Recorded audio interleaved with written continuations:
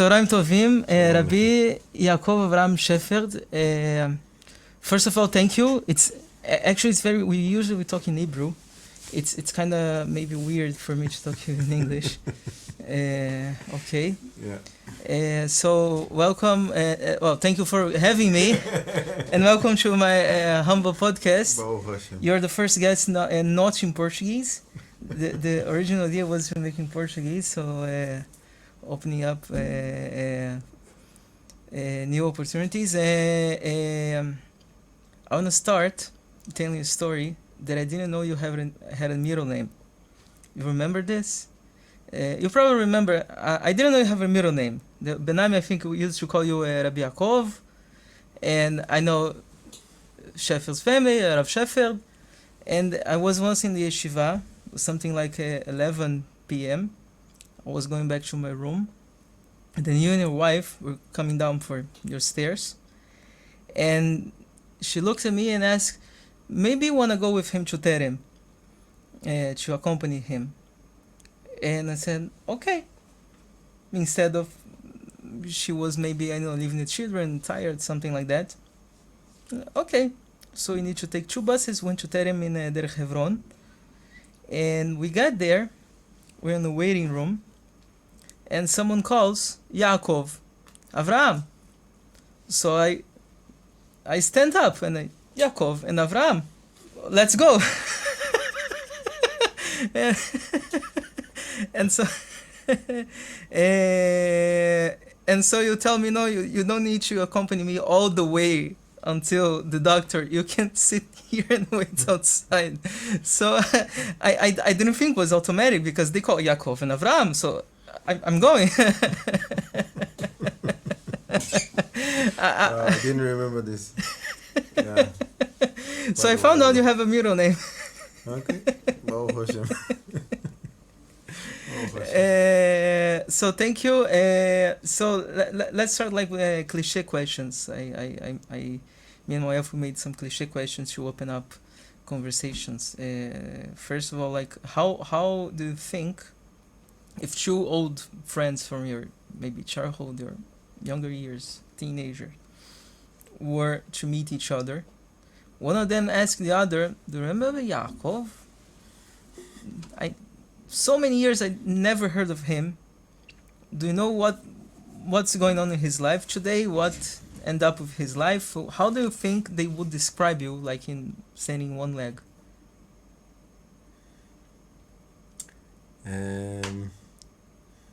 Probably will say something like he's teaching Kabbalah in Yerushalayim. So very obvious. I mean, it's something. Do you think they would be something unexpected? I mean, no. Well, maybe in a good way. I mean, he found something positive to his life, or people found out like he's teaching Kabbalah. So one of those crazy people.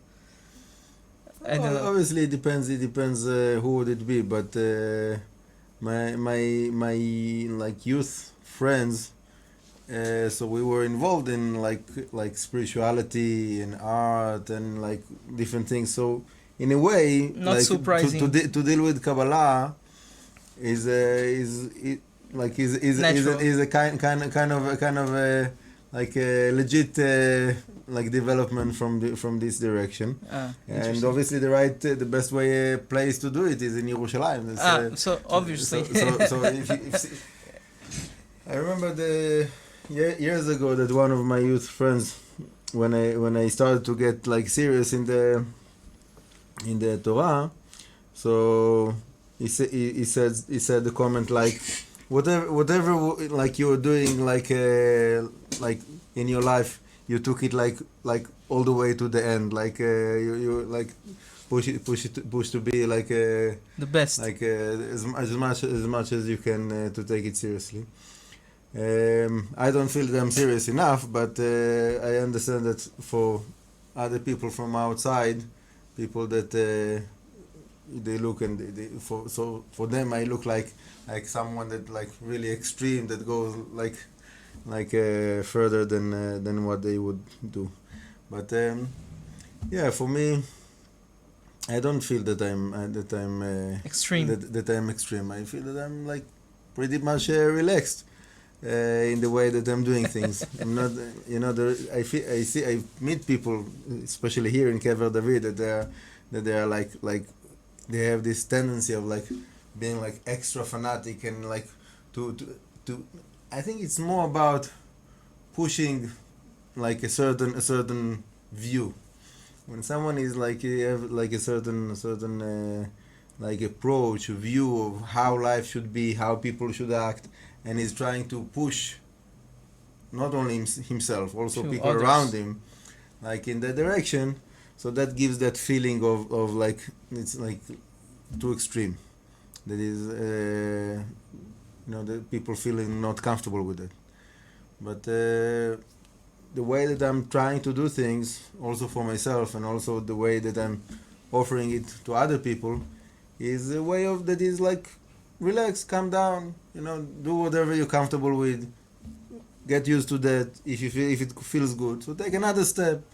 Not like it's not like a kind of a race that you have to like reach a certain destination in a certain time. You have like all your life, and you work as much as you can. You one step after another, as much as Hashem is letting us to progress. So Baruch Hashem. Baruch Hashem. Baruch Hashem. Did you ever meet someone here after you came to after you opened the yeshiva? Let's say like you're the Rosh Yeshiva of Yeshivat Hamekubalim.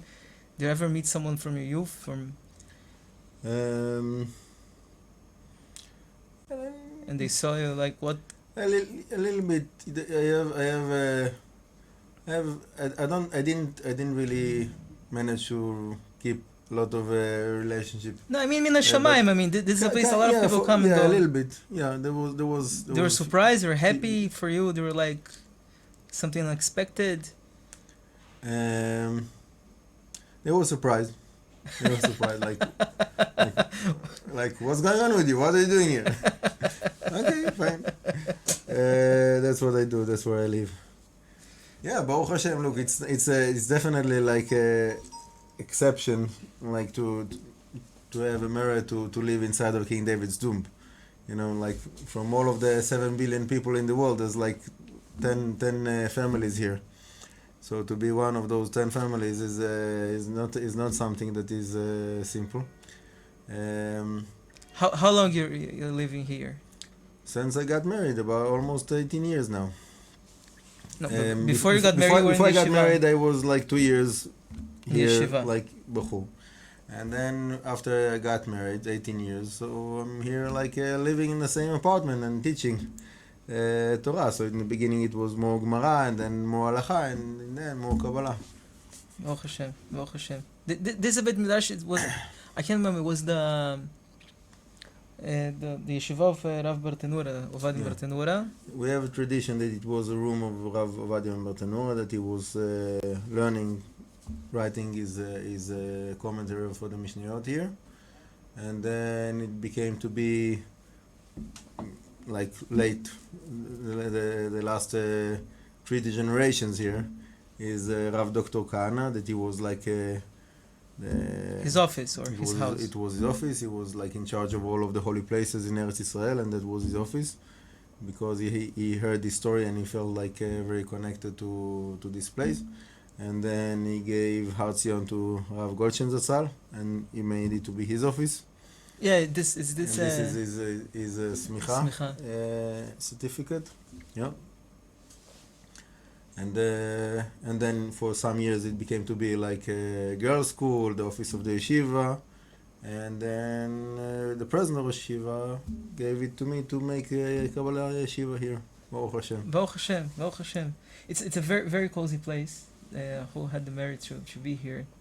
It's a very very very cozy place. It's very nice. What else? So the cliché question is basically one of those people from youth. How would you say he was surprised? Like what became of you? What happened in your life that you can be here? How would you? You can take 1 minute, you can half an hour to explain the whole story of your life. It's not. So first of all, to me it doesn't make sense. So I cannot make it to that it will make sense to someone else, because to me it doesn't make sense. It's like how can it be that? But for me, the way that I describe it is that Hashem took me from wherever I was, and he decided to drop me here, and then and since then I'm here. When I came to Yerushalayim 19 years ago, 20 years ago, I don't know, almost 20 years ago. You came straight to Yeshiva, or you came looking for... So I was, in my head space, I was going to live in Tzfat. Okay. And I decided before I'm going to settle in Tzfat, I want to visit Yerushalayim. So I came to do Shabbat in Yerushalayim. And I had a friend in Beit Vagan, so I did Shabbat there in Beit Vagan. And then Motzai Shabbat, I decided to come to visit Har Zion, because I had like open invitation to visit here the yeshiva. And I came, and there was a music show that was like, okay, fine. From the yeshiva, like with the diaspora band? Yeah, it's whatever, like guys from the yeshiva that were like doing a music show. And the Rosh Yeshiva invited me to stay in the, like, for tomorrow, to stay the night. So I said, okay, so I'll go back tomorrow. In the morning, I decided, okay, I'm already here. They have like a classes, they have learning, so I'll stay for the shiur. So I stayed for the shiur. So then, in the end of the day, I said, well, it was quite a nice day. Maybe I'll stay for another day. And then I stayed for the end of the week. And I said, okay, like it's a week and a half I was not in the house. I'll go back to my hometown. It's a couple of hours. Okay. After Shabbat in my house, I thought to myself, well, I don't have something special to do. Maybe I'll go back to Yerushalayim to the yeshiva to learn another week. So and like that, 1 week followed another week, and since then I'm here. And always I'm saying, like, whenever Hashem will want to move me, it have to be a clear sign that I need to move. Otherwise, I don't have a reason to move, so I'm staying where Hashem put me. So you were 2 years. Any special stories? How you got married? Was it simple? Was a miracle? Well, it's always a miracle. Everything is miracles upon miracles. Well, but can you tell what the miracle was? Did you see it? Yeah. Well, I was in a certain point when I got to 24 years old. I decided that's it. It's time for me to get married. Okay. So I went to the Rosh Yeshiva, that's all. I told him, look, he became to be 24. I think it's time for me to get married. Do I have your permission? I have your blessing? He said, yes, go ahead. I said, okay, I have the blessing of the rabbi. I'm going forward. And since then, every day, I decided every day I'm doing something to push my shidduch. So every day I took phone numbers, or I made some phone calls, or I went to a meeting with the Shadchanit or Roberts, and every day I was trying really to push every day, not to let it go, every day to push. And I went to few meetings, a few times that I thought maybe this is it.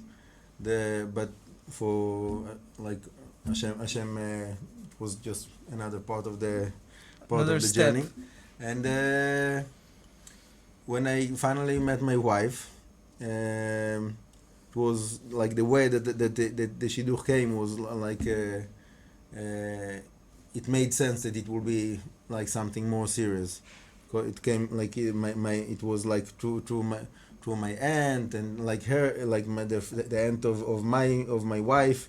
We spoke with my aunt, and then they spoke between them, and then it They were went through friends, the rabbis. the two aunts? No, they made the connection. There was a Robertson that she did the shidduch, so she made the connection. She knew them. Each She one knew of them. both of them. Yeah. And the way it came, it was something that is more serious. It gave the and we met first time in her rabbi's house in Beit Vagan, Ram Golovantzitz Zatzal, and we did 4 meetings in 2 weeks, and then we decided to get married 2 weeks after we met first time. No, pretty standard. Yeah, it was like a Haredi like Shidduch, yeah, yeah. 2 weeks. Actually, 4. I was with a rabbi once. He said, if you met, the Sfaradim, they after 4 or 5, something like that. He said it's serious. You close the deal. Friend of mine, he said no, but Hasidim, it's like 2, but the second one, it's like to close the deal. Yeah, so yeah, there are many standards apparently. Yeah. So and you got married after like 2-3 months. Is the time to? We made the date for Lag BaOmer. It was like a few months after, 2-3 months after probably. And Rav Goldstein offered me to teach in the Yeshiva and to live in Kever David. So they gave me the possibility for an apartment, and I had something. My grandfather passed away just before that, so I had some furniture from him. Great. And basically, yeah, everything came together. I didn't need to spend a lot of money for anything. Everything came from different directions, gmachim, this, that. And Baruch Hashem. Baruch Hashem. So you're in the same apartment. Since then, almost 18 years. 18 years. No, Baruch Hashem, you have place for the kids and everything. Actually, now we're thinking about moving because it becomes to be the children are growing up and they have more stuff, and it seems here I know it's a place you can't really. It's not trivial to build another Yehidat Diur, how you say, to build another room. Yeah, I'm kind of thinking about the next step of what that sign that I told you that I needed to get. So I was waiting for that for a while, and Hashem gave it to me. So I think that it's time for me soon to make a move. Maybe I will have the privilege of keeping this Bet Midrash also, but maybe you should open another one. Maybe open. You say maybe because it's not clear, or you don't want to reveal. Well, I always say nothing is certain until it happens. I made so many plans in my life. You have no idea. Hashem gave me creative mind, and all the time I have ideas and plans, and it can be this way, it can be that way. So I'm not trying to make the decision for Hashem of what to do with me. It's his game. I let him to run the show. I'm not trying to take over the management of many years ago. I understood that it's useless to think that I'm controlling my life. Hashem is controlling my life. I'm trying to do the best in the situation what Hashem is putting me. So I'm trying to figure out what is that situation and what is my responsibility, and to take care of the best I can. Baruch Hashem. So you I remember that the Rosh Yeshiva, he gave you the Teilim room, I think they used to call the Teilim room. Why they call? Because they have the Teilim going around 24 hours a day.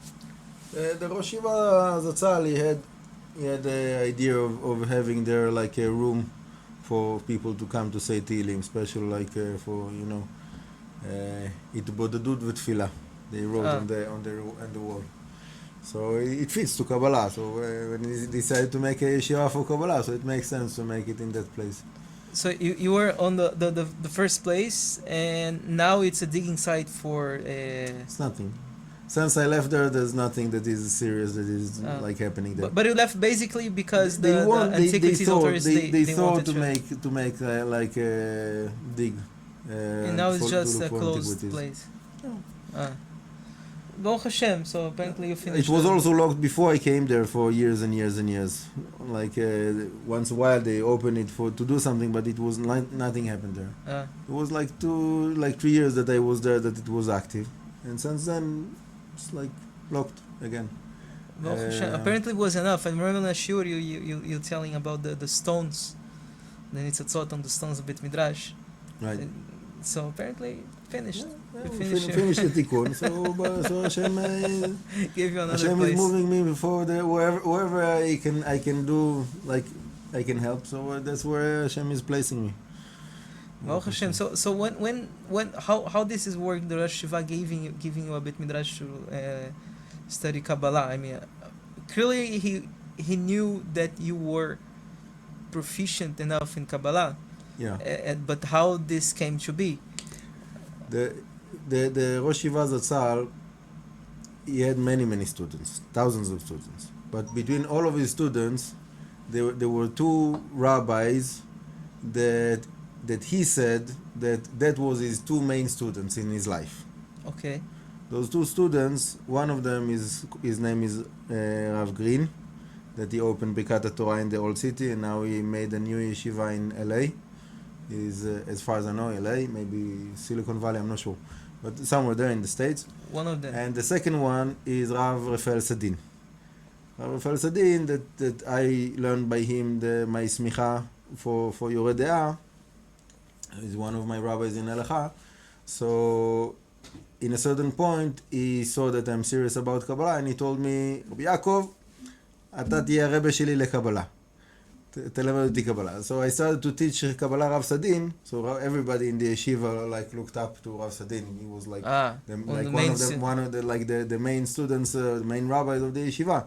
So if he was learning with me, so that gave that shows that I'm serious about what I'm doing and I can teach. And the Rosh Yeshiva Zatzal saw that other people from outside of the yeshiva are also coming, especially to the Bet Midrash, to learn with me Kabbalah. So he saw that it's already happening. So he said, okay, so let's make it official. But he knew you were learning Kabbalah or before that. I mean, yeah, Rav definitely. Sadin, I didn't hide it. It's not something. Usually, I mean, some people maybe has this thing that people learn Kabbalah in secret. Some people do learn in secret. Yeah. And they actually they proactively maybe hide. Yeah. From people. I think that the Rosh Yeshiva Zatzal himself, it was like that. That's more like the Litvish classic approach of the previous generations. Do you ever learn Kabbalah with him something and talk about like some sugya on Etz Chaim or? Not really. There was like one time that he was like looking on the Parashat Shavua. I think it was this Parashat Shavua. Oh. that Hashem is revealing himself to Moshe Rabbeinu, and he says he's telling him like the Yud Kei Vav Kei, I didn't reveal this name to Avraham, Yitzchak, and Yaakov, and I revealed to them in Kel Shekai. So one time the Rosh Yeshiva Zatzal called me and he said so what is the different qualities of Avaya and Kel Shekai? What is the big difference between them? And I was not sure exactly what to tell him, because the way that he relates to the subject is more like Musar kind of approach, not so much Kabbalah approach. So I didn't think that he wants me to tell him that one is related to the world of Bria and one is related to the world of Yetzirah, because I didn't think that that's what he's looking for. And I was right afterwards. He said no. The Kel Shekai is the quality of promising. The promise that Hashem gave to Avraham Avinu, it was with this name of Kel Shekai. So that was like a sign for the promise. And the Havaya is something that is like more present and like something that is happening now, that Hashem is being with Moshe Rabbeinu to take out the Jewish people from. So it's not like promise for the future. It's something that is active now in the present. So that was his view on those things. And there was one time that we had a discussion about when they gave me to be the Baal Tokea, to blow the shofar in Rosh Hashanah in Kever David. So there was a question: is it okay to you to do some kavanot in the blowing of the shofar? So obviously I wanted to do kavanot. I have this opportunity. There's so many special meditations for the shofar, and and in the Litvish world, it's not something that So common. you do like that openly. So he was worried about it. Like he didn't make up his mind if it's something that he wants, or he doesn't want that it will be in his minyan, that the Baal Tokea will do kavanot of the Rashash. So I showed him like different like books, different sidurim of kavanot, and I told him, look, this kind of kavanot with all kinds of names of angels and this and that, that's not what they do. This is a problem. This is Kabbalah Ma'asit. According to my tradition, it's not allowed. So I understand that what the reason that like the Mishnah Berurah and other books of Halacha, they said not to do the kavanot is because this kind of kavanot. And the kind of kavanot that I do of the Rashash and the Arizal, that is like clear and like without all of those different things. So then it should be okay. I'm just like it's a way to connect to Hashem in a higher level, and I'm not trying to influence and to force something with all kinds of names of angels and stuff like that. And when he saw that I understand what I'm saying, and I'm like I have a clear tradition of what is allowed and what is not allowed, so I said, okay, fine, so you can do that.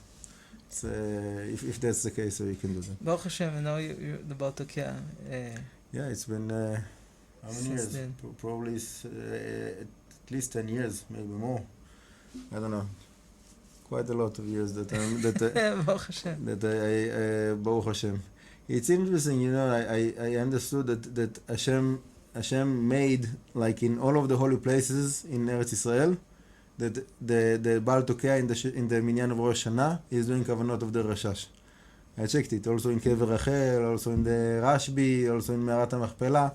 There's like all of those places. There's a like minyan that the Baal Tokea is doing kavanot of the Rashash. I remember you told me this because it's Hag. I was with him before some Rosh Hashanah on the store of the Yeshiva Rav Menayahu. They have a store like on the side of the Yeshiva. It was in there. You need to go inside the Yeshiva and downstairs and to the office maybe, or maybe before the office. They have some books on kartonim. Now they have a proper store outside, and it has a siddur only with kavanot, only of the shofar. And Yitzhak bought this. He was very happy. And for some reason his minyan, he lives in Bnei Brak, so they went to the Rashbi for Rosh Hashanah, and like the Admor, the Rabbi of the Hasidim, something like that, he told Yitzhak, no, you bowled for this year.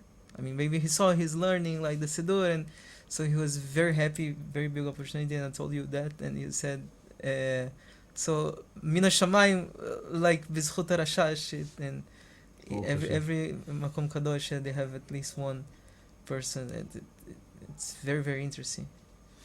Baruch Hashem. What else? So what? Who is your typical student? I mean, anyone that maybe a lot of people is interested in Kabbalah for some reason or another, especially. And who is your typical student that comes? Typical student. The median. Well, most of my students are coming outside of Eretz Israel. Okay. I have also Israeli students. Now I started the kollel in Hebrew in the evening. But besides of the kollel, that is like Israelis in Hebrew. So most of the other students were like English speakers, or from Brazil. Different places, South America. This is because the Yeshivat Tfutzot. I mean, people that Yeshivat Tfutzot people come from all over. Obviously, it's part of that. The fact that Hashem put me here is probably one of the reasons. Is because I need to connect with people that coming from outside of Eretz Israel. אולי נעשה הפסקה עכשיו, זה צריך להתפלל מנחה. להתפלל. טוב, so until here, כ"א. אפשר להתפלל ולחזור.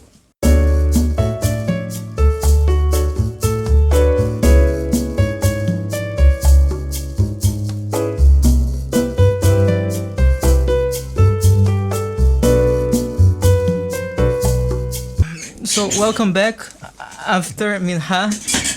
Baruch Hashem, we still don't have minyan here in Bet Midrash, but Be'ezrat Hashem. This minyan, it's very nice. When I was bahurim in Yeshivat Futzot, they didn't have minyan on Kever David. It was not a lot of people came, only tourists. Now it's funny. It's the opposite. We have almost no tourists here. I was paying attention when I first got today. It's so quiet, so calm in the middle of the afternoon. Like those times after 4 or 5 in the afternoon, the tourists don't come anymore. So, but in 3 in the middle of the day, usually it's so many people coming, going, and all the languages, all the world, and big groups and noise and the people start trying to sell stuff to the tourists, and it's crazy. And we only had this quiet in the evening. And I was looking, I found myself, we have this quiet like we had only in the evening, in the middle of the day. It's it's the opposite. Only the people we are coming to pray, and no tourists. Yeah, Baruch Hashem. Baruch Hashem. The Kedusha is getting stronger, Baruch Hashem. Baruch Hashem. Definitely. Baruch Hashem. I remember now they did Shipputzim, how you say, they renovated all the area, and now they have apparently they giving more attention. Maybe they didn't have a shomer. It was used to close maybe 5 p.m. They closed the place, and people that wanted to pray needed to pray outside in the cold, in the dark. They didn't have proper lighting also. Like so few people. Baruch Hashem, now it's like any other Kever Tzaddik. It's open until late, and you have people all day long and night. Baruch Hashem. Baruch Hashem. Things are getting better. People, I met a Jew that Brazilian, and I think his wife maybe is friends with my wife, something like that. So I was once my wife wanted to visit her, and I talked to him a little, and he said, "Whoa, you studied like in Kever David," and he said this place was hidden from me for many years. He said he once was going to the Kotel. He lives in Israel for I don't know how long, but he was going to the Kotel, and an old lady asked him how she can get to a Kever David. He said, "I don't know." And she said, "No, you do know." And said, "No, I don't." No, take me there. So she was insisting him to take her there. And then, so he looked around Arzion and asked a little and accompanied her to here. When he got to Arzion, Kever David, he said, "Well, this place is so close to the Kotel. I was so many times to the Kotel. This is just on the way. And it was hidden from me. He never found this place, how this was hidden from me. He was so, he was like without words. And I feel like for many people, I mean, was maybe 10 years ago, the here was like a hidden place and now people are discovering it again. Right. I think it's like the continuation of the life of David Hamelech. Also in his life, people didn't recognize him, and all the time arguing about him, if he's kosher, it's not kosher, he's real, he's not real. So also now in Kever David, they're asking if it's real, it's not real, it's kosher, it's like really it's the same continuation of the life of David Hamelech also in his tomb. Yeah, the part of the redemption is the revelation of the kingdom of David Hamelech, right? Waiting for Mashiach ben David. So the revelation of the kingdom of David Hamelech is a big portion of the redemption. So the fact that it was hidden from, not only from this person, from most of Am Yisrael for so many years, it's something that is needed to hide David Hamelech until the time comes. Yeah, Baruch Hashem. So we need to wrap it up, and you have a shiur. In English, I think. No, I believe. Yeah. So Alachot Nida.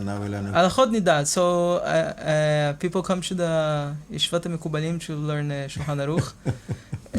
Baruch Hashem. See. I tell you, it's not without a reason. For me, like it's important to have also halacha learning in this place. I push it very strongly because I want to make a point that learning Kabbalah without learning halacha, so you also not learning really Kabbalah. Somebody that he doesn't know halacha and he thinks that he knows like all kinds of spiritual concepts. You know, for example, one of my friends that is also like a Hamekubalim and is learning a strong halacha. So he said somebody that is learning about Zun, but he doesn't know to keep halachot Shabbat. So he's learning about Zun, but he's all the time is doing damages in Zun. He thinks that he's doing tikkunim, but every time he's not keeping, is breaking Shabbat. So he's damaging Zun. So what kind of tikkunim he's doing in his kavanot, in his meditation, if he doesn't know the halacha and so on. So for me, it's very important to make this like clear statement to the world and the people that are watching my classes, that to learn Kabbalah, if you want to do it seriously, you have to also know strongly halacha, to keep all the halachot, to go in the way of the Torah, and then the Kabbalah, it becomes to be meaningful because it brings like the deeper meaning for all of the halachot, all of the mitzvot that the person does. So it's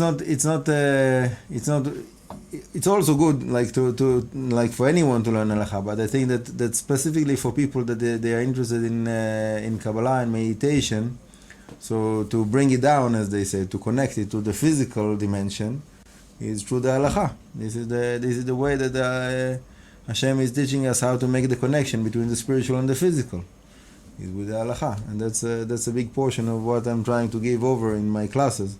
That we all the time we need to make this connection between the physical and the spiritual. There's people that are trying to be only spiritual, ignoring the physical dimension. There's people that are living only in the physical dimension and they have no spiritual meaning for their life. And for me, the life is about making the connection, making the bridge between the physical and the spiritual. So that's what I'm trying to give to my students as well, Bezrat Hashem. On the classes here, all the classes are online? You put on YouTube, only part? Basically, I'm trying to get all the classes online. Sometimes Hashem decides that the camera doesn't work or something like that, and I say, okay, fine, this class didn't need to go online.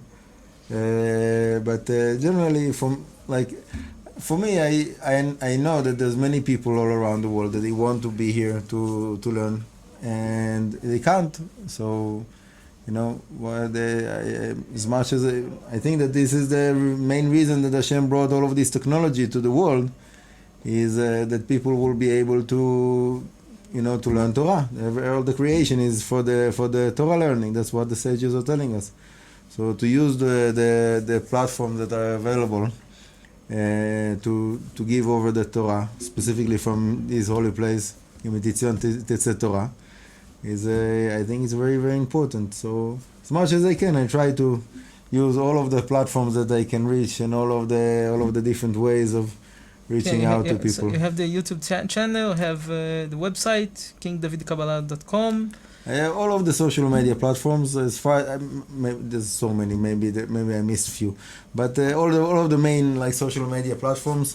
So you're posting something, people are following. I'm trying to use everything. Baruch Hashem. Newsletter with the email and Facebook and whatever, like Instagram. You make some books also in English. You have things in Spanish also, I believe. No? Yeah, Spanish and English. I want my vision is to have all my books in all of the languages, that anyone that wants to connect to Hashem, so you have a way to connect to Hashem from from his level, from his language, and I don't want the language to be a barrier for people that they want to connect to Hashem.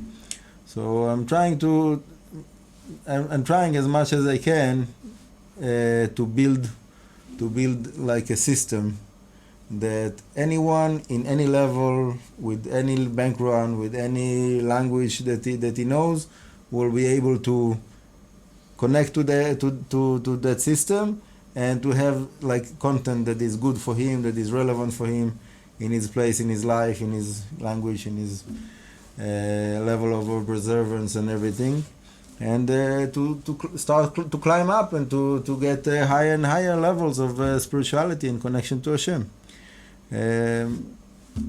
as much as possible. So Baruch Hashem gave me the possibility to do few good things, Baruch Hashem. So for me, obviously, it's easier to do everything in Hebrew because that's my mother tongue. And then I have like students that are translating from Hebrew to English, from English to Spanish. I started to do something in. I have one book in Chinese, one book that I started to translate to French. You started to translate something to Portuguese. In Portuguese, no? Yes. But we need to go back to that. So Bezrat Hashem, whatever. Chinese? Who do you have a student Chinese? Not Siddur. It's the book of the meditations for the nations. Who translated this? A guy that got connected with me from. Is someone from China or is someone that learned Chinese? I think he lives in Hong Kong, I believe. Someone lives in Hong Kong, so he probably knows Chinese. And he knows Chinese, so he did like whatever he needed. In the beginning, he gave me like some donation for to do Pidyon Nefesh for him, and then I started to speak with him to understand like what exactly is the problem, and I understood that that he needs work. And he have like and I understand that I saw that he have like good English. He said that he's like working like translating to Chinese, and he's interested in what I'm doing, what I'm teaching. So I said, okay, so let's try to make something in Chinese. Whatever Hashem is sending me, I'm trying to use it and to go forward. It's very interesting. Never expect. Now there's a lady that came to us a month ago from Korea, South Korea. Oh. So I spoke with her about like trying to translate something for Korean. Whatever. For me, like it's not. There's a Jewish community in Korea. Look, first of all, there is. Secondly, I'm not trying to get only Jews. I'm trying to get all the world to connect to Hashem. The kingdom of Hashem is not only for the Jewish people. The kingdom of Hashem is for the whole world.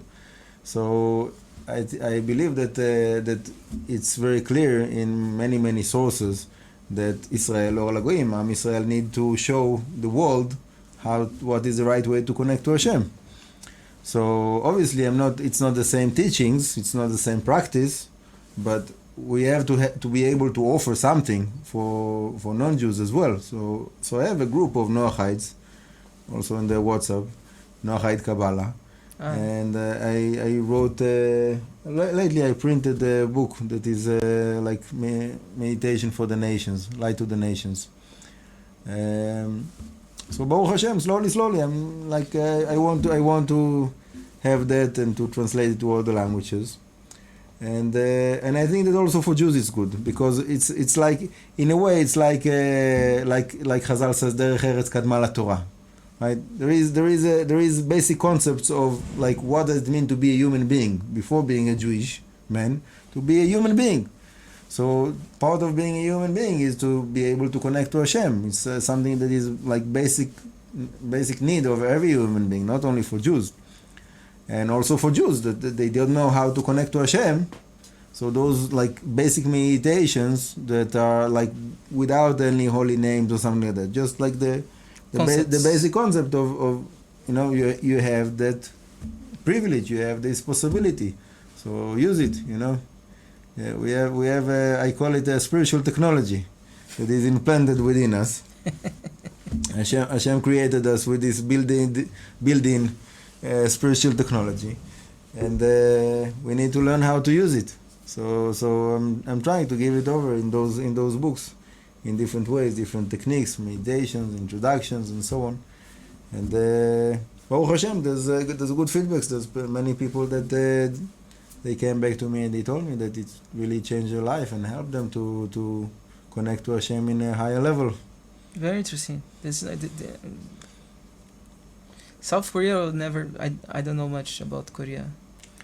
I mean, So apparently they admire the Jewish people. Ah. In South Korea, there's millions and millions of people that they admire the Jewish people. For them, like the Jewish people is like the highlight. Wow, the highlight. Okay. Oh Hashem.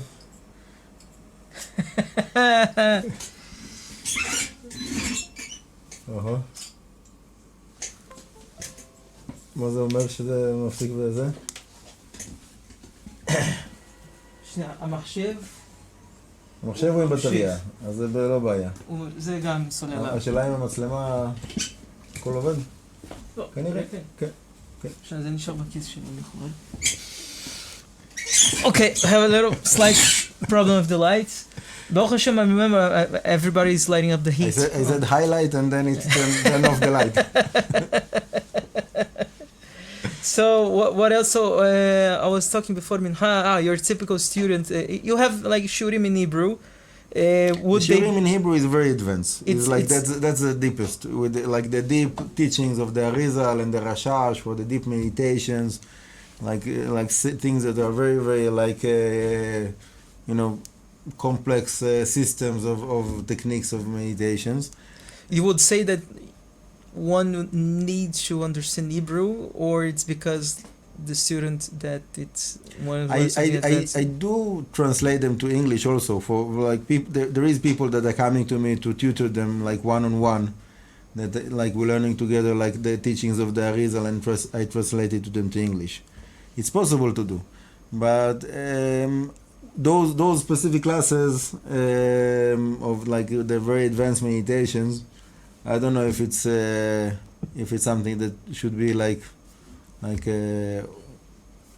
right now. I don't know. My opinions about those things are changing all the time. But like to translate it to English and to put it out, maybe it's harder to understand the concepts, and translating it's hard. Yeah. It's more. It needs more like personal kind of like guidance and training. That's what I see. The students that came to me, like we did like one-on-one or physical meeting or Zoom meeting. So Baruch Hashem, I managed to give it over to them, that I see that they understand. I also translate, like record those classes, and I'm planning also to use this content also. But okay, whatever. It's Baruch Hashem. So where did you learn all this? I know you studied on Betel. When I was in the Yeshiva, you were going through Betel. Yeah. How this started? Did you go to the Rosh Yeshiva Zatzal and ask him like, look, I want to go to Shurim on another Yeshiva here, like, or no, you just started going on during the Hafsaka? Well, first of all, like I said, before I came to Yerushalayim, before I like got into like serious Gemara and Halacha learning, so I was always involved with spirituality and meditation and like healing and all kinds of different things of like, to practice to live like a spiritual life. And when I got like stronger in the Torah, so it was clear to me that I need to get like to the spirituality of the Torah, and I understood that this is the Kabbalah. So it was like it was very obvious for me that it's just a question of where and with who and when it will happen, but it's something that have to happen. Okay. So since I came to Yerushalayim, like it was also clear to me that here in Yerushalayim should be like the best place in the world to learn it. So where else? So I started to look like what is the possibilities, and I was trying to go to different rabbis, and every time I had like a sign from Hashem that no, this is not the place for you, like look for something else. And then they told me that there's the Kabbalist Yeshiva of the old city, Yeshivat Betel. It's the old yeshiva of the founded by the Rashash. So this is like the highest of the highest, best of the best. So I went there, and so the Rosh Yeshiva there, Rav Avichai, said, "Are you married?" I said, "Not yet." He said, "So come back when you're married." I said, "Okay, fine." So a few months after the wedding, I went there. Did I ask permission? I kind of like, I knew that it's a kind of a touchy subject. You're learning in the yeshiva, and then you go out of the yeshiva to learn in like in a different place. It's like what are you doing? So I said I'm going like a little bit to hear some basic concepts. Okay, so you're going to hear some basic concepts, so it's fine. And then when they saw that I'm like very serious about it, and I started to practice the meditations with the Sidur Rashash, so then they, hey, well, what are you doing? You said you're just going to learn some basic concepts. Now you're becoming to be like a Hamekubalim, like one. I said, what can I do? For me, this is my life. You know, for like, if I don't do that, I feel that I'm not serious enough. It's like this is the way for me to show Hashem how much I love Him and how much I want to connect to Him. And I had like many conversations with Rav Goldstein over it. That he was like doubting, yes, no, if like to you know. And in a certain, there was one time in Rosh Hashanah that through Rosh Hashanah he was looking at me. I had like a few sidurim that I was like going like between the sidurim and pages of kavanot and.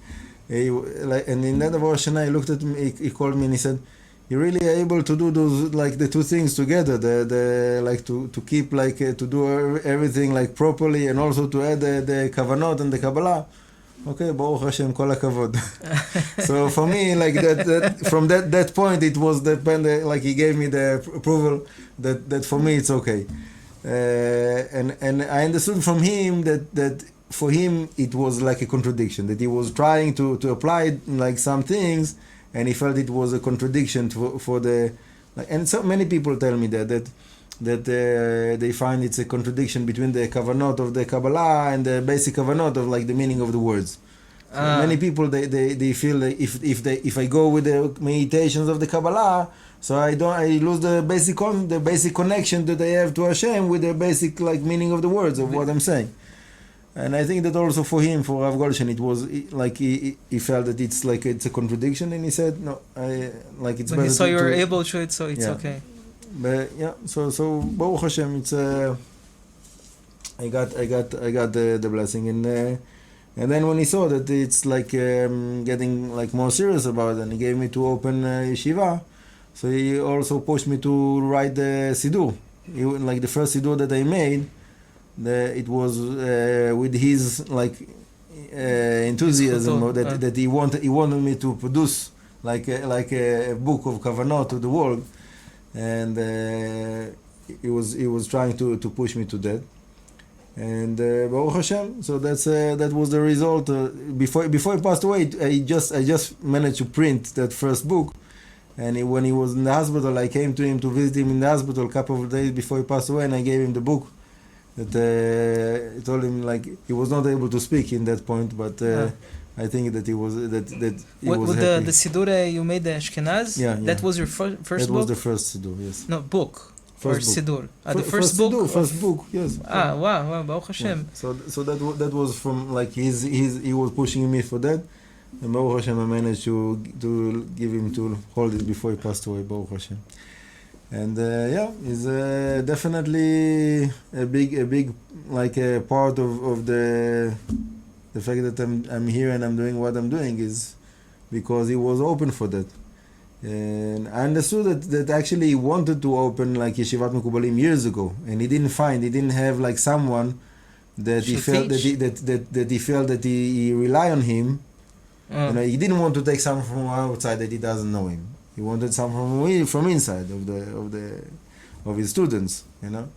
So when he had this possibility with me, so it was fitting exactly the right. I actually heard something maybe from Avram Goldstein some years ago that his father he was still alive. He wanted to open maybe Kolil Hatzot, something like that, to learn Kabbalah.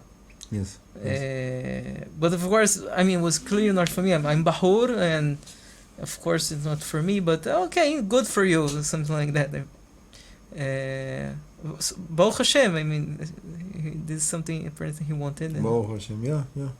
So Ratzon Yirav Yaseh, Hashem see the desire of people that fears him and love him.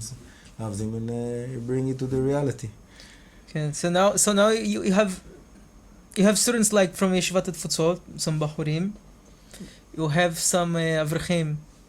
Comes in the evening more to learn Kabbalah, like the writings of the Arizal. And you have students that are not connected at all to Yeshivat Futsot, right. also. Right. And people can come and to the shurim. Baruch Hashem. Anything else? Something interesting you want to tell? Some story?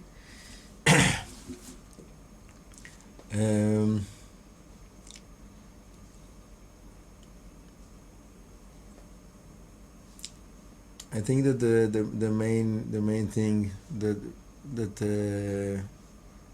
I want to emphasize is that whatever a person is finding himself like doing in his life, so many times we don't understand like why Hashem is like bringing me to a certain place to deal with something, a certain thing. What is the reason for that? And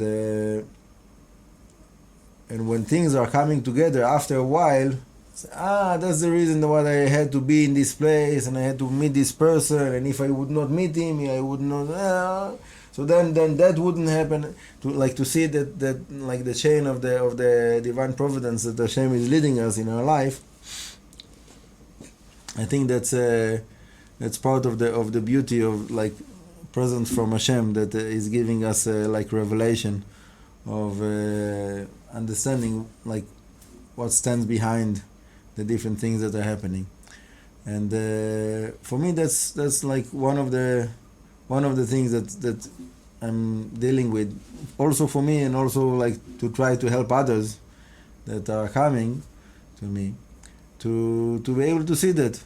Like what is the reason that Hashem is bringing different things into a person's life, and it can be like something physical experience, and it can be a spiritual experience, it can be even a dream, it can be all kinds of different things. But I think that like when we understand those different parts, can you give an example maybe from this? You're telling me an abstract concept. Can you give an example of something that happened to you or you saw happening to someone else?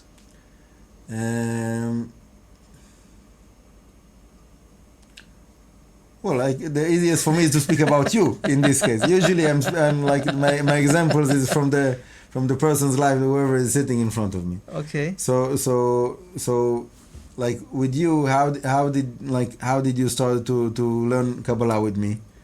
That you had like a difficulty, that you didn't have work, you needed like you felt that you need like something stronger to like for your tefillah, to get your tefillah stronger, right?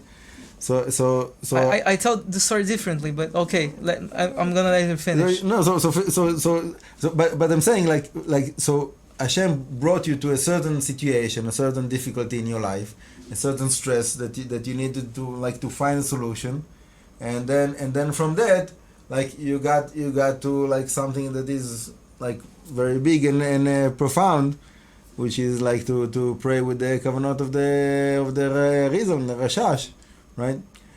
Which is something that many people they don't even know that they want, and even if they do want, so they don't know where to start.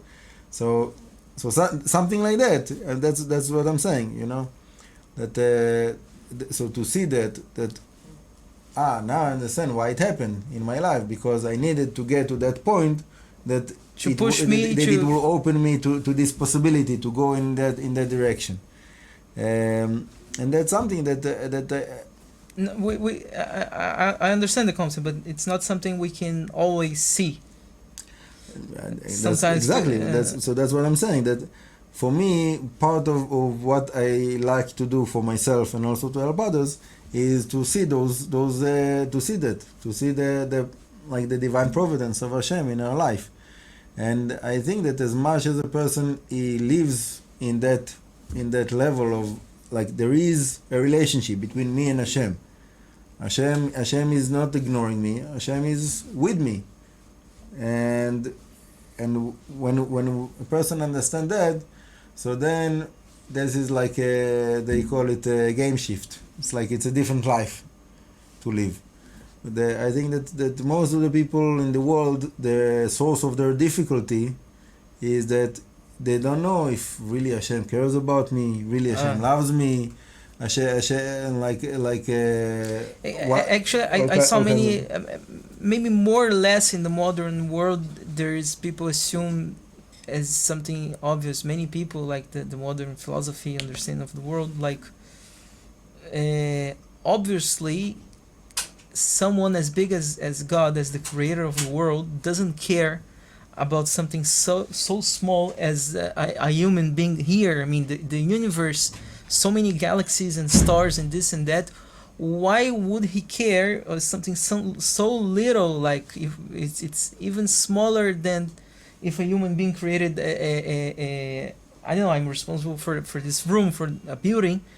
Why someone would care something smaller than an ant? I mean, so it's obvious for people, like, of course, if there would be people, a creator of the world, why would he cares on a human being or what he's doing with his day-to-day going on his life? So maybe the difficulty comes from here, I mean, because the other way around, they come from this point. It's obvious that so there's even ways how to look at that, but so it's hard. I mean, this is hardship. Maybe but breaking my this. my point is that there is a personal relationship. There is and like any relationship, you need to invest in the relationship to make it grow, to make it better, to work on that, and to work on our relationship with Hashem. That's like the main thing that we are doing in like all of our avodat Hashem. So when someone is doing any mitzvah and he doesn't have this concept, so why do you do this mitzvah? Because my father did it, because I don't want my neighbor to think that I'm not good enough, or I don't know, all kinds of different things that are people like, you know. So like this is the reason why you're doing what you do. So when you understand that you have relationship with Hashem, and the way for you to show your commitment to the relationship and your seriousness, and to give to Hashem that like something that Hashem gave us, something that we can as if give him, is like to perform the mitzvot, to do the mitzvot, to go in the way of the Torah. So this is like for us, it's a way of expressing our love, expressing our care to this relationship, to work on this relationship. And then the meditation is to do it the same thing with more meaning, to instead of just praying the regular prayer, I go like above and beyond, and I'm like pushing myself to learn the deeper meanings and to apply that as meditations in my prayer. So it makes like what I'm giving to Hashem, in like that it becomes to be more meaningful. And obviously, like those concepts are concepts that need to be spoken about in length, and right now we don't have the time for that. But like this is the reaction. So the story you told me, I tell a little bit different. I mean, I started studying. Okay, עוד מעט שיעור. We're wrapping up. So we know each other for many years since I was in the Yeshiva, and I would eat at your house. Very nice. You were like the Hamekubalim of the Yeshiva, and it's something like very high. I mean, like I remember you doing like berachot. I gave you some nana maybe once in Beit Midrash, and you push the stender and you open the siddur, and you do the berachah on it's bebe samim, something like that, and it will take a minute. And I mean, it's something very nice, but I mean, I never even thought this was something for me or achievable or something like very big and rare rabbis understand or get to this point or know what's going on. And once I came to your house for Shabbat, after I was not in the Yeshiva anymore, and maybe I was waiting you finish something, children, I don't know, get your coat, something like that. I was eating, so we go to pray, something like that. I had a minute like standing, waiting, for some reason, Min Hashamayim decided to pull a book or a Sidur or something like from your one of your Sidurim, maybe you use, and I open. And I tried to start reading the Hebrew from the prayers, and I said, this apparently this is something very interesting. I mean, you ask me something, I'm reading, and apparently this seems to be something very interesting, but they have all this Rashi Tevot that you will need to explain to me. And you said, okay, start coming to the Bet Midrash. and explain so I did start coming like every week and then twice a week to go over the basic concepts and try to really understand what's going on, and not long after that, then I reached that level that I saw that this is something achievable. I felt that to not depend on going to a big rabbi to get a blessing, to ask him to pray for me, is something achievable. That I could be the guy that do my own prayers and I don't need to rely on others. I can make my tefillah more stronger, and I suddenly saw this I can do it for myself, my own tefillot. And it helped? But apparently I feel yes, and if I look back, I feel that well, not always, but it more. Baruch Hashem. Baruch Hashem. Okay, final thoughts, consideration. We have a shiur now on Shulchan Aruch.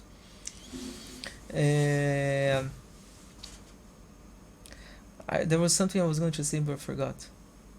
Okay, thank you very much. Baruch Hashem, b'simcha rabba. Thank you very much. I'm still trying to remember what I was going to say, but בסדר, גם זו לטובה. Okay. Thank you very much. We're wrapping up. Today is Kaf of the month. Ready. Yeah, so in 2 days, there will be a month old, my twins. Baruch Hashem. Baruch Hashem, מזל טוב, מזל טוב. תודה רבה, ברכה והצלחה. Many blessings, בעזרת השם.